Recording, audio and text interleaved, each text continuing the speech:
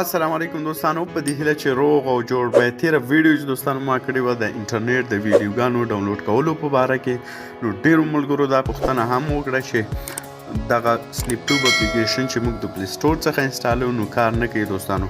تاسو باید دغه اپلیکیشن بالکل د پلی سټور څخه نه انسټالوئ ځکه چې کله تاسو دغه اپلیکیشن انسټال کړئ د پلی سټور څخه نو تاسو نشئ کولی د یوټیوب ویډیوز په دې کې ډاونلوډ کړئ.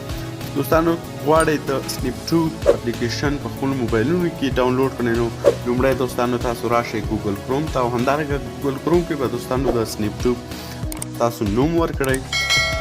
کله مچ دوستانو د سنیپټوب نوم ورکړئ نو دلته ویب سایټ راځي دوستانو په دغه لومړي ویب سایټ به تاسو کلیک وکړئ. کله مچ دوستانو په دې لومړي ویب سایټ باندې تاسو کلیک وکړئ نو دلته د سنیپټوب اپلیکیشن راځي دوستانو. تاسو کولی شئ چې اوس د دغه ویب سایټ څخه د سنیپټوب اپلیکیشن انسټال کړئ او د یوټیوب ویډیوز پکې ډېر په ایزي توګه ډاونلوډ کړئ دوستانو.